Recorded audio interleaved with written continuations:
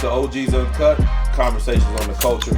I'm your host, Priest, the podcast Priest, with my cousin co-host, T-Rex. Yes, sir. How you feeling today, T-Rex? Oh, no, I'm feeling real good, man. Feeling real good. Can't complain. All right, man. We having a conversation with Dear Mama today. Yes, sir. This is the Mother's Day edition. Mother's Day, this episode will be released on Mother's Day. And so we're doing an episode today entitled Dear Mama. And if you're familiar with Tupac, you know he's got the classic song Dear Mama. Right. And the thing about Tupac's song is it kind of is a non-traditional look at a child's love or a person's love for their mother. Right. Or Mother's Day, which I guess we'll go ahead and say Happy Mother's Day to all the mothers that are out there. Right. But Tupac gave a very realistic look on his love for his mom. He didn't sweep her imperfections under the rug in order to help him acknowledge who she was to him. He was able somehow to hold those two things in balance together. And the verse that I'm thinking about that is real popular in the song Dear Mama is even as a crack fiend mama, or you always was a black queen mama. Mm-hmm. So with that being said, when you hear that idea, Mother's Day, what a mother is to you, how does that resonate with you?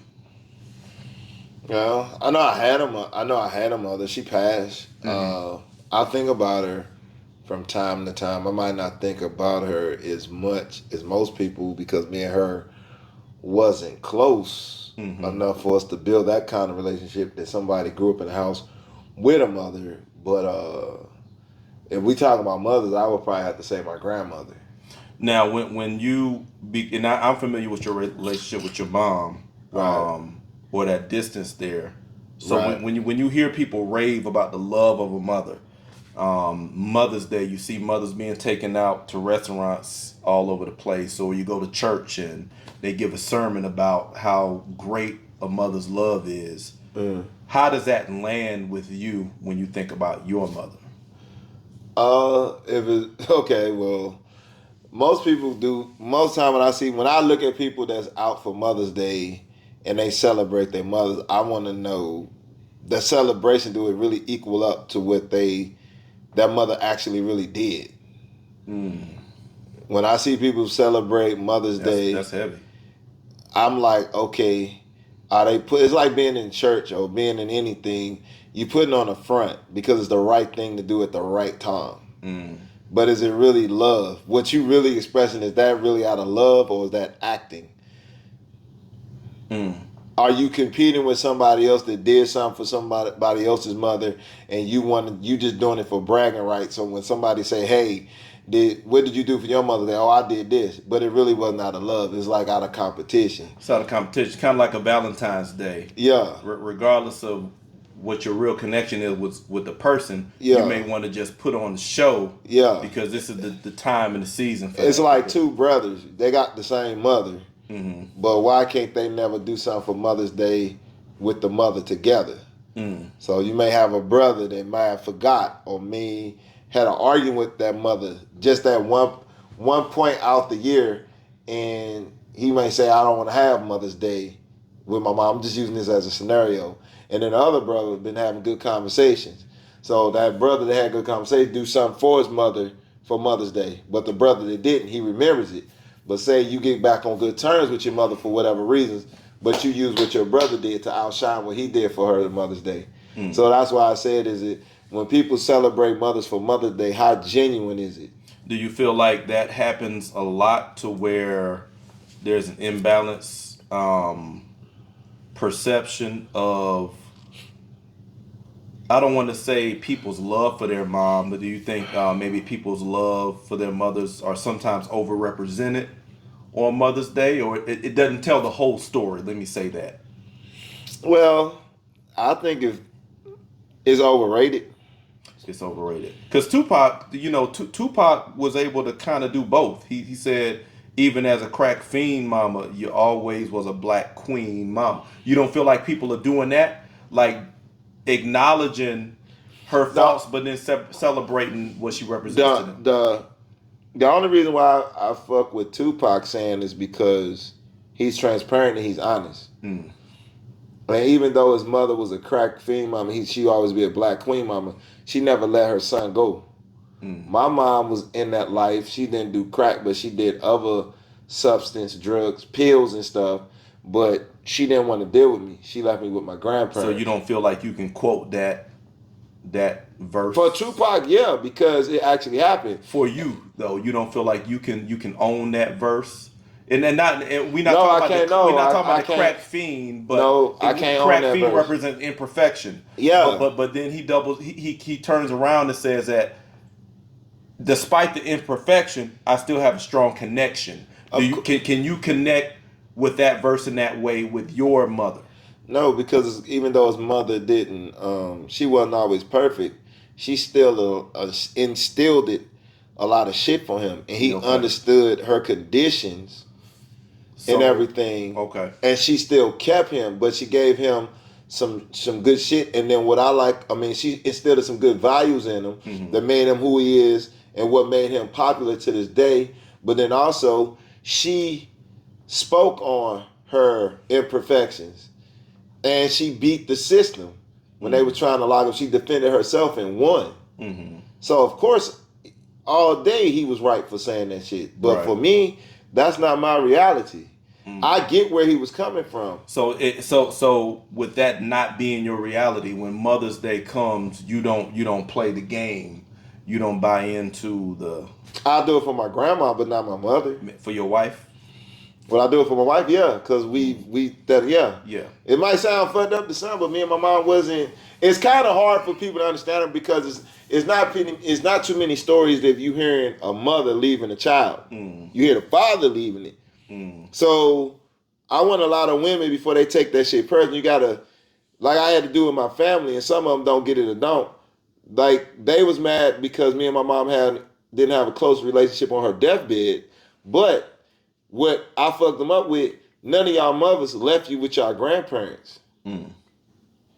Y'all mothers y'all always had that connection. And when I would hear them talk about my mother, it was times when they was young. I remember when because my mother's name was Thelma. I remember Aunt Thelma did this for us, and that's. And I'm thinking about them times like, damn, I was at this age. I didn't get them moments that your mother did for other kids. See, that fucks people up, yeah. Kids related to you? Yeah, my cousins that I talk to and everything. Talk more about what you miss, because we talking about Dear Mama, the impact of a mother in the life of a person that starts as a child.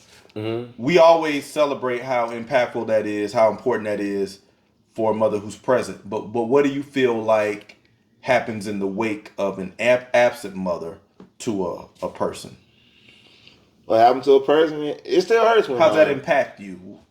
Because a lot of people are walking around, they celebrating their mother's love, they're celebrating their mother's commitment, raising them, and with you having the absence of that, when you're hearing those kinds of things, and as an adult now, how do you feel that impact has come to bear on you? I mean, even now, it's like holding back tears and stuff because what I'm doing on this podcast, I never got a chance to do with my mom. You know what I'm saying? No, I understand that, man. Yeah. So I get it. It's a dig, but it's a necessary dig. And it's to make women appreciate what they got. And it's to let kids out there that experiencing what I experienced, they're not alone. That's facts. Yeah, it's deep, man. I mean, I feel you. The love of a mother, man. I think it's celebrated so much because it's so important. The father's love is too, but we're gonna keep the focus on the mothers, right? But it's so important, and it's impactful if she's there, and it's equally as impactful the other direction if she's not there. You know what I'm saying? Because when I was thinking about this conversation, I thought about what God designed a woman's body to do biologically. It's your first house when you're coming into this realm Like you're nurtured there physically. You form as an individual, and then you birth as a person. And then after you get here, it's the disposition of the mother, her ability to be emotional, nurture, connect, and relate to the kid, that is like the second womb for the kid, that develops the kid's personality and all of that stuff. So a mother's love is detrimental. So I can understand why Tupac would point out her imperfection, but still acknowledge that she's a queen. Yeah, and that's why such a kicker for me with everything you said. It's like, how can a mother leave a child? Regardless That's of a whatever question she that goes you through. have. That's a question that I have, that even though my mom is here, I would love, because women feel like what was told to me, the reason why my mom did it, because she couldn't take care of me, which is cool, I understand. But why, if a man do it, he's demonized? When a man can't take care of his kids, There's a name for him already. it's already a name for him, wait for him. but everybody wants you to sympathize with mom. And like I said, I can sympathize with my mom, but she never gave me. I got half sympathy for her. If me and her had this conversation, I would have gave her that whole sympathy. I would have been with her while she was going through her sickness till she died. But from you can call it my stubbornness or whatever, she never wanted to open that door for me to heal our relationship. And that's another vendetta or whatever that I got against religion, because my mom gave religion all her heart and soul. And I used to call her a hypocrite. You know what I'm saying? So, and churches don't care about people's personal life. As long as you doing for them, they don't give a fuck. And that's real talk. We talked in other episodes about how religion separates. Yeah, only time you hear personal, only time I have heard about shit going on in a church family was when I was working for the man that I know. And that's the only time you see them give a fuck. Outside of that, they may talk about what's going on with a family, but as a Christian, quote unquote, family that Christians throw that fucking word around, they don't really do shit.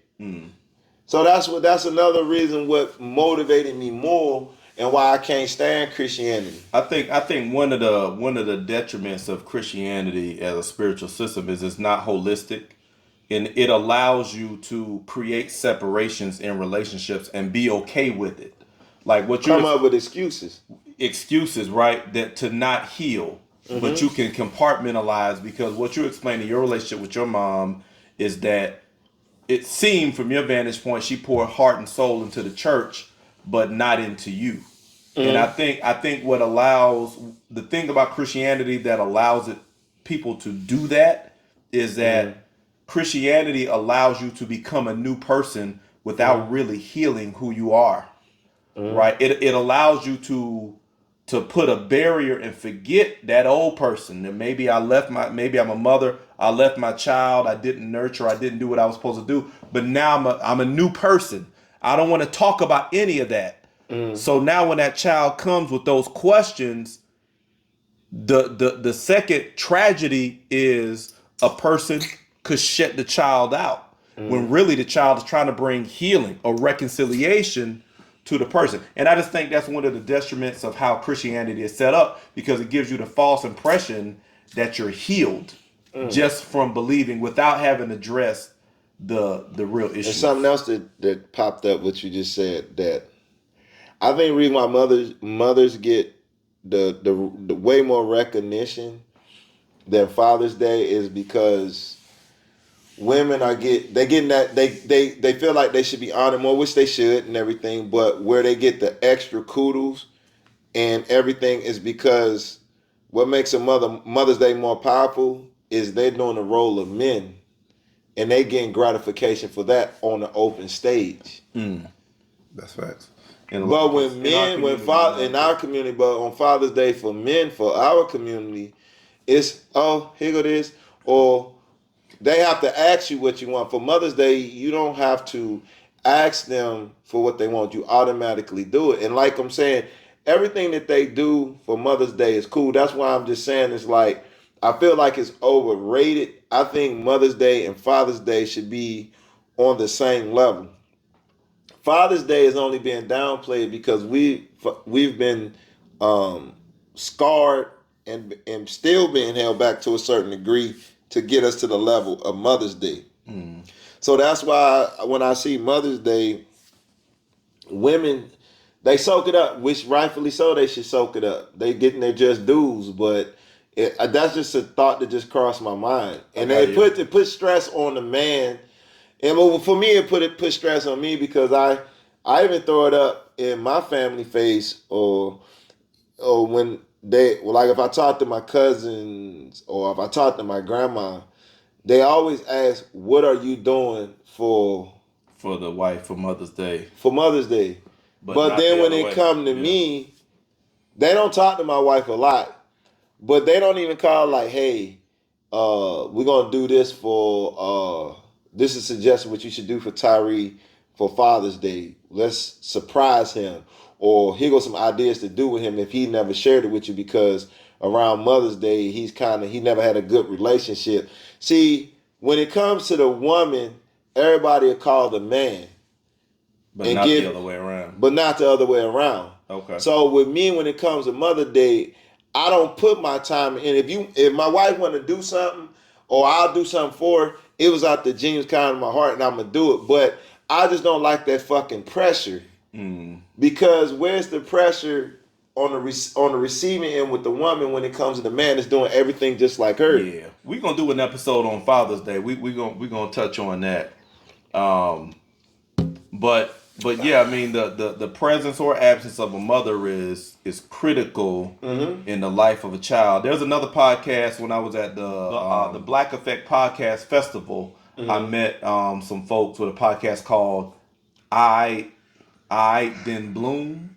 I think it's a play on the words like something like I then boom, but they say I then bloom or I now bloom, like grow, evolve. And I watched their podcast. It's a group of men, intelligent. I liked it, and they got on the topic of the mother. And one of the gentlemen up there, mother's passed when he was 4, and he talked about how the absence of his mother, the absence in this case being death. Right. Not abandonment, but death, made him raise big questions in his mind at a very young age that other people weren't confronting. Right. Like questions about life and stuff like that. So, because other people would just say these small things because they were used to having a mom. Step on a crack, it'll break your mama's back. Don't step on that crack. Or your mama this or your mama that. He really didn't have a connection to those because he didn't have an experience with his mother.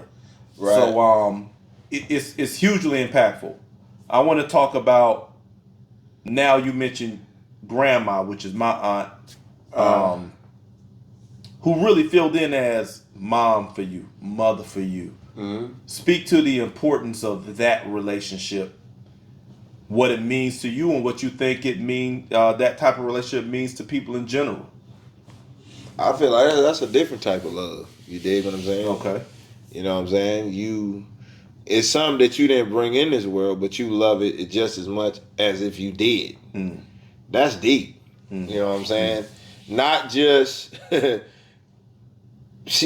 grandma been in my life since a baby all the way to now. That's deep. And still looks at me, my kids, and everything like they're not grands. They like her kids. You know what I'm saying? That's deep. And what I love about my grandma is she has that ancestral spirit. That's what our ancestors did. Regardless if it was biological, non-biological, the love was there. She represents that for our ancestral culture. Yeah, because back in slavery, if a woman died or whatever, that family would take that baby and raise it as their own, like if that woman had it. I bear witness to that because your grandmother's my aunt, my mom's older sister, and I see her, even though she never says it, you see it in her lifestyle, her love for family. Life.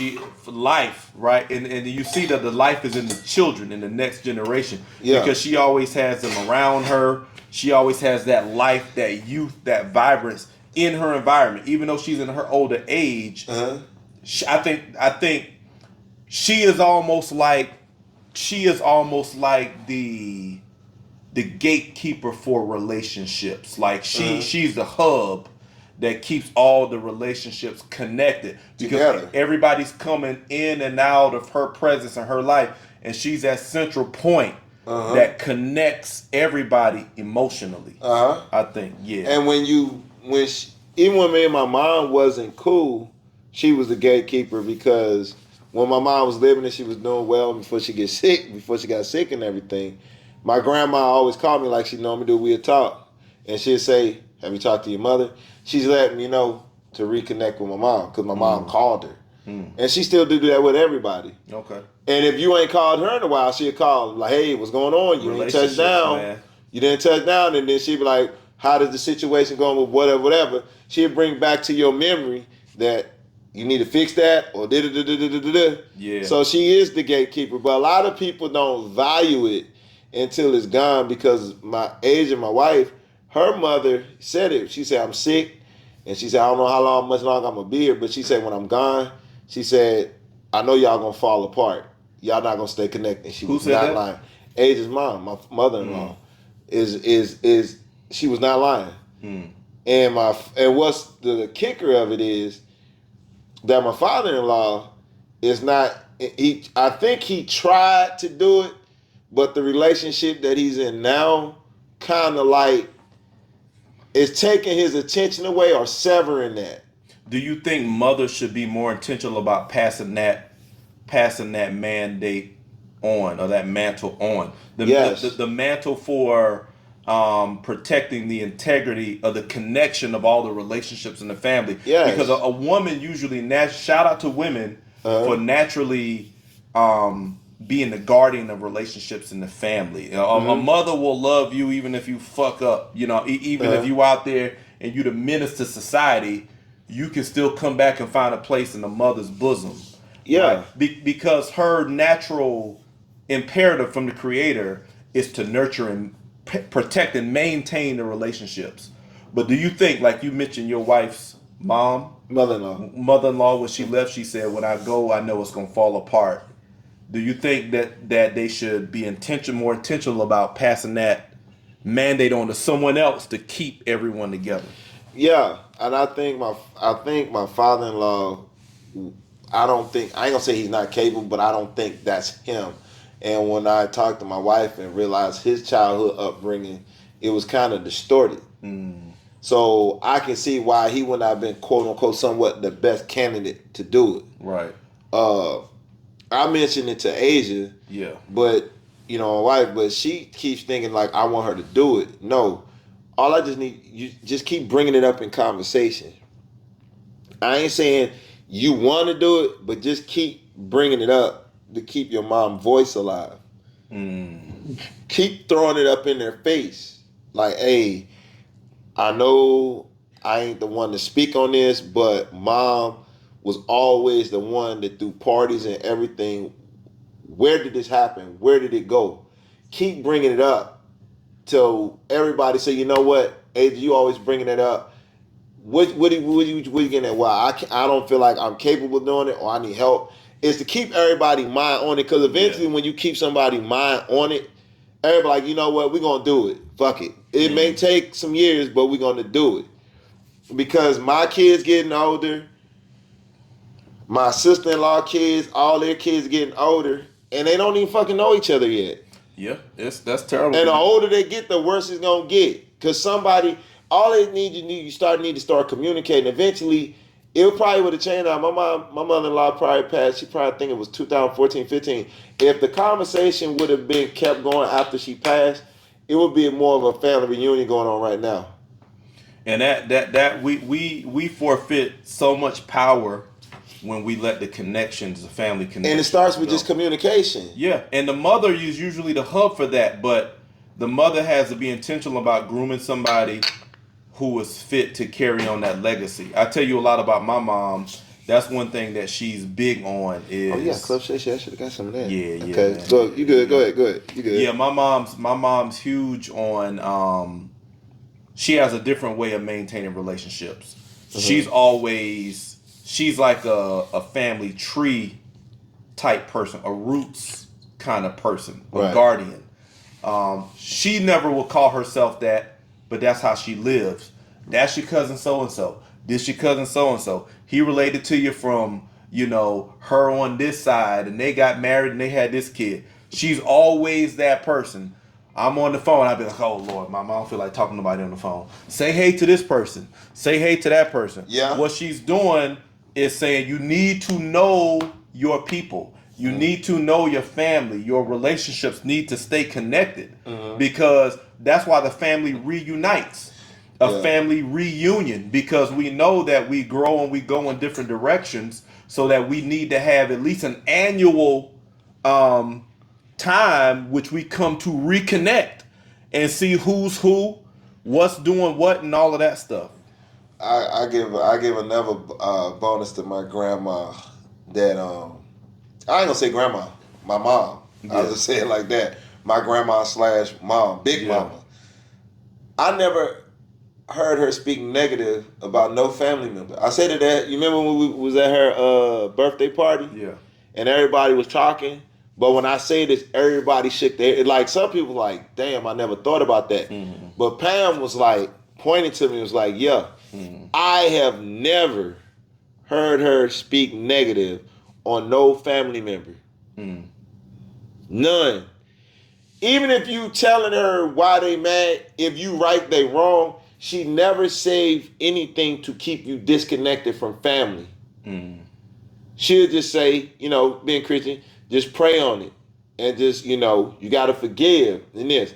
She never, I can say, she is the true gatekeeper. I never heard her speak negative on no family. Even some of her family, never. And she's the oldest of her siblings, right? Like, she never, when I say never, you cannot pay me to hear her say, I never heard her say she hated a family member.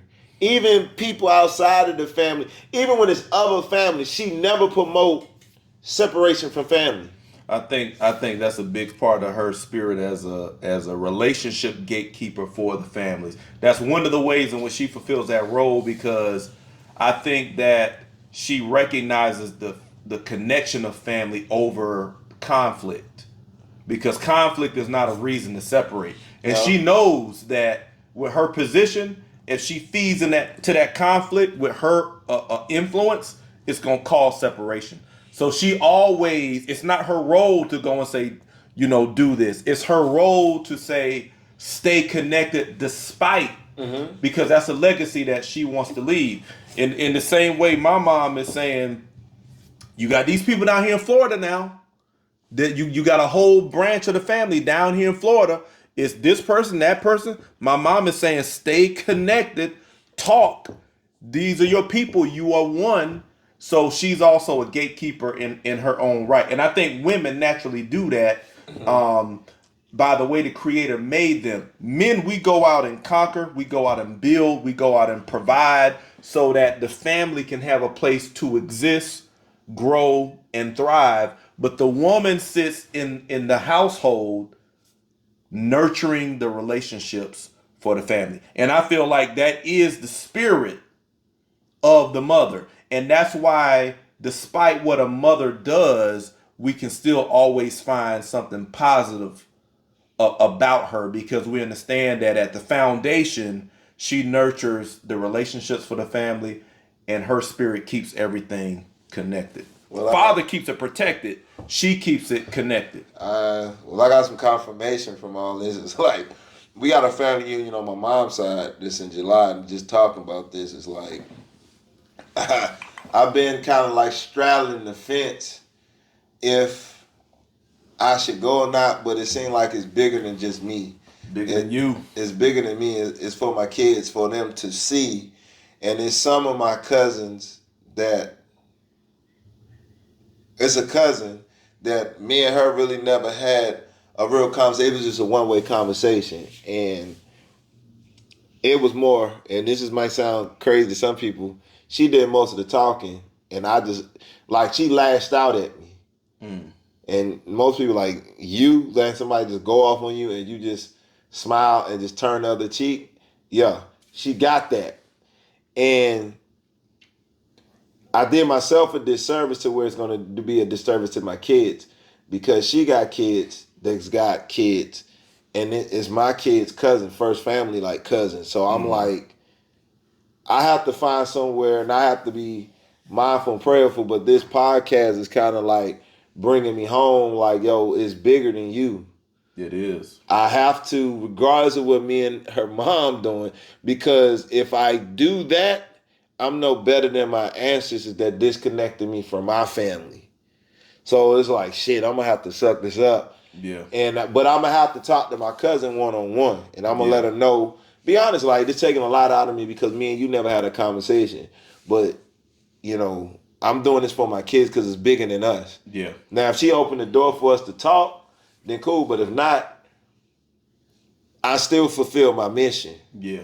You know what I'm saying? Yep. And I think it was probably harder for our ancestors, for the women, that's the motherly women to do it because it was, the times then was so tight and so, you was already being suppressed and under stress of a system. And then you got to deal with your family.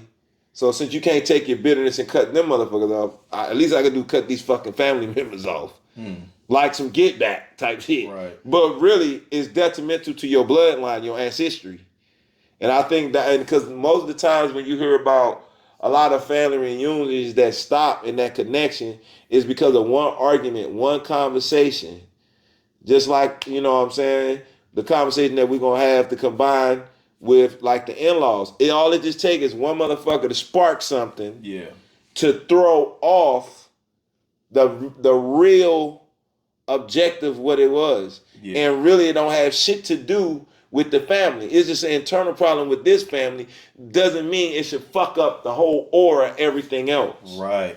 I think that's what the spirit of the mother does is it reminds everybody that it's family over everything. Yes. Right? That we, regardless of what we think or what we disagree on, we're all biologically connected. You can't undo that. When you become a part of a family tree, you on that tree. You connect to the same roots. Yeah. So the spirit of the mother acknowledges that and pushes out that energy to say that we are one. We are part of the same roots. Despite your conflicts, your differences, or whatever, find a way to protect your connection. Yeah, and I think just like you have to have a gatekeeper to keep the family together, it's just like your name. We need somebody in the family that's like a priest. There's somebody, the family members they can go to. You got somebody that's like a president over the family reunion, and that handles the whole thing when families come together. I think that should be the same person to deal with family. Kind of like a griot, like on the Sinners movie, they talk about the griot, the fire keepers, and the Phillies who. It should be somebody that maintains family disputes. Like a priest or a gatekeeper, somebody when it's a misunderstanding with the family, so it won't interfere with the ancestral bond. Yeah, I think when the family is connected, it's like a priest of the whole family tree. We elect somebody. Any family disputes that cause a disturbance in the reunion of the family, we go to him like in Africa or whatever. Yeah, we call him priest. I call myself priest for that reason. Or chief or whatever. I call myself priest for that reason because that's my spirit. But I feel like that's what Christianity would call the minister.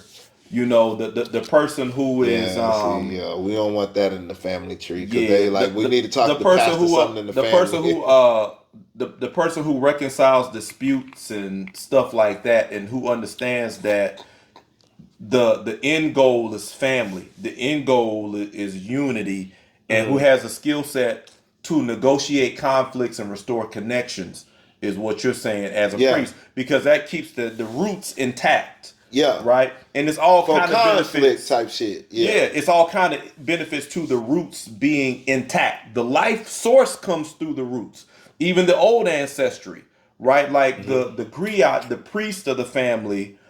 We went from mothers, but now we kind of talking about priests now, because it's a similar spirit. I feel like maybe even a masculine spirit version of that Yeah. maintains a relationship and holds the memory of the ancestry, so that spirit, that experience, continue to express itself for generations to come, whether it be through music, dance, profession, creativity, or otherwise. But that spirit stays alive, and we protect it at all costs, similar to the movie Sinners, but we won't get back into Man, it. I think the women should they the life source to bring life into this world. I think that's something that for Mother's Day women should honor and take pride in.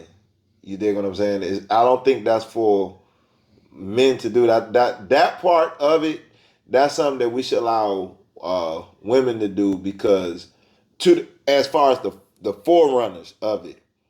Because when you watch movies, you always see the woman. Majority of the time, the women outlive the man, because the man's responsibility is take care of the family.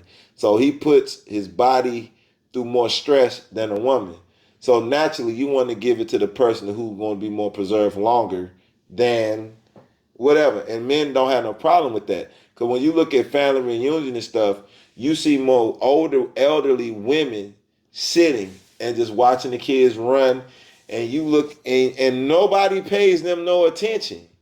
But they are the spirit of They the spirit, but we the need reunion. with family reunions, they never put them as the forerunners to be like, hey, we here to eat and everything, but we're gonna give the genealogical pool and give. So when the kids are playing, I think that's a man's role, though, in my opinion. the man's role to orchestrate that. Okay, I think that's a masculine, a naturally masculine role, because I feel like the women are the connectors. right. Everybody comes together around So basically, what them. you about to get to, we need to enforce it. We need to enforce it, but we also need to break it down, to break down the knowledge, right? Like, Okay, I got you. the men break down the knowledge of the genealogy. Got you. Right? And we're saying we got this family tree, we got this branch, we got that branch. It connects in this way. The women are the connection. Got you. You said they're the life givers, right? The women cook the food. They give the substance. They do everything that makes the environment healthy, feel like home, healthy, makes everybody feels accepted and grounded. Their presence does that. right. But I think it's the masculine that says, this is who we are. We put the name on who we are. Because Gotcha. think about it, the family takes a man's name. Right. The man The lineage. establishes the boundaries, the territories. So it's the men who say, this is who we are. We are this family. And this family breaks into that branch, that branch, that branch, that branch, that locations. They strategically break everything down. So everybody's oriented with the relationships. The women are the substance of the relationship. They are the connection, but the men break it down and show you how all the connections interact and stuff like that. Yeah. Because I think my mind thinks like that. Yeah. When my mom wants to maintain the connection, but she was just saying, talk to this person on the phone. This is cousin so and so. This is cousin so and so. But my mind processes that and says, I gotta write all that down.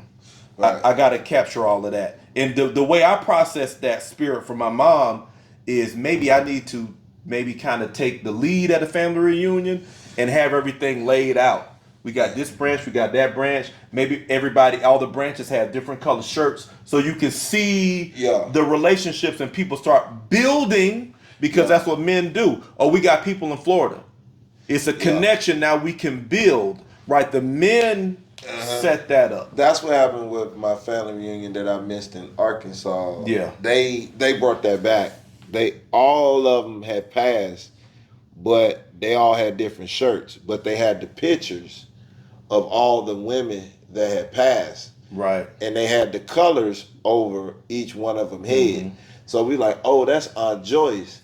that's Aunt such and such. Right. And that's that's their family. Right. And we were like, damn, they all were sisters. So you're like, shit, all of us are first cousins?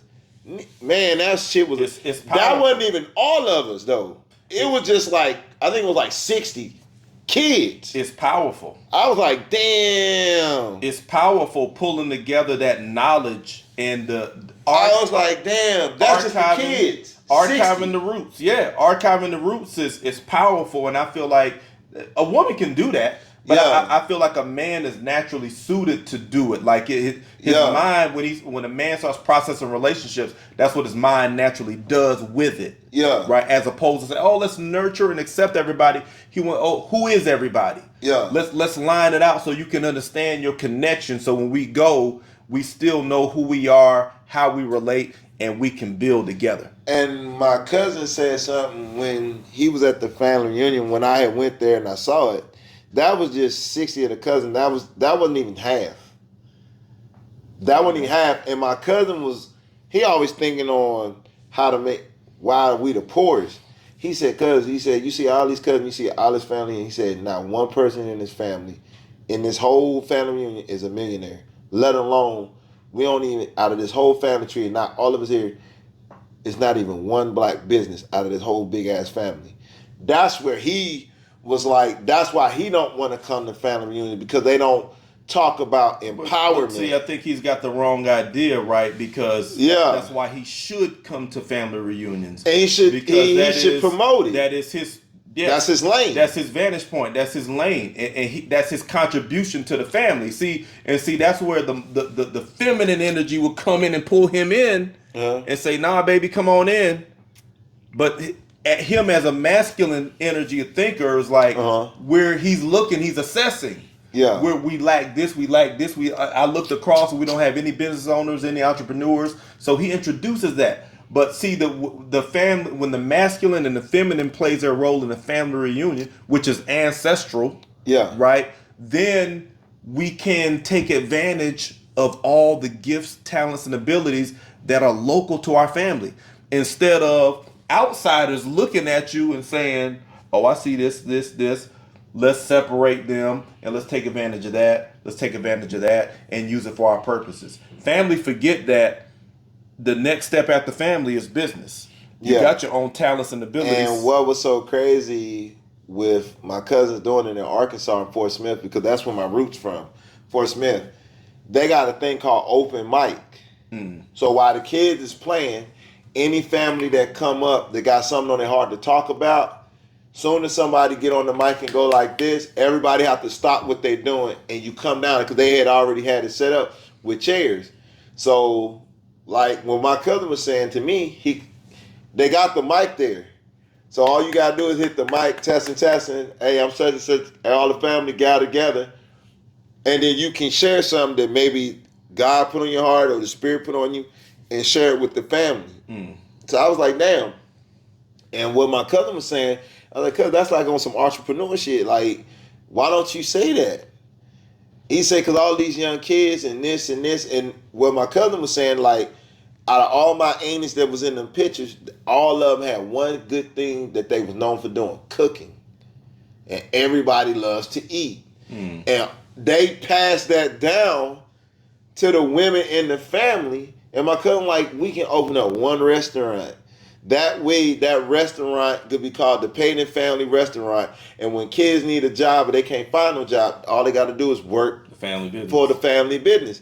So I was like, cuz, the mic is right there. But see, they're not thinking about it, but if that's in you to do it, it's for you to say it. That's his contribution, right? And the women are doing their part. They done cultivated the skill and passing it on. He, as a man, is coming in. He's stepping back out of the relationship and looking at the overview and saying, we lack this, but we got these skills. Yeah. So he's bringing a vision to the relationships. Yeah. Which is what men do. So, you know so go back to what you were saying, because he was saying, man, your Aunt Joyce, she was known for making pies. He said my grandma Payton, she was known for making like macaroni, cheese, and fried chicken and stuff like that. And he said, man, all of them together in the kitchen, they're like, dude, he said, man, it could be money being made. Because they say soldiers and people in the town would buy their food, and they would come to their house on Sunday. And he was like, shit, that could be money, but they passed it down to their kids, and they know how to do the shit. Hey man, the importance of family. Again, we gonna close out because we have 45. Yeah. So our ancestral spiritual system, as opposed to religion, prioritizes family above everything. Right. Ancestry is family, and I think a lot of times people forget that when you think about ancestries. If you do it through a religious mindset, it'll make you spookified and think that it's something spooky or evil. Ancestry is just family.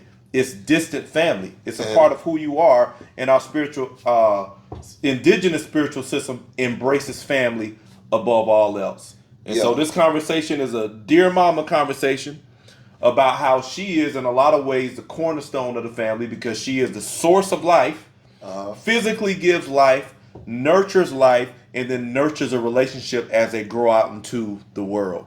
We're going to do Father's Day coming up soon, I guess next month or whatever.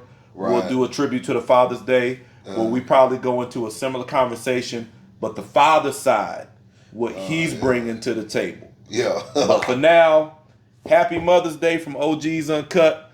Conversation on the culture. Happy Mother's Day, Mom. Love you. Anybody you want to shout out? Hey, Grandma. Happy Mother's Day. Happy Mother's Day. I talk to you every. I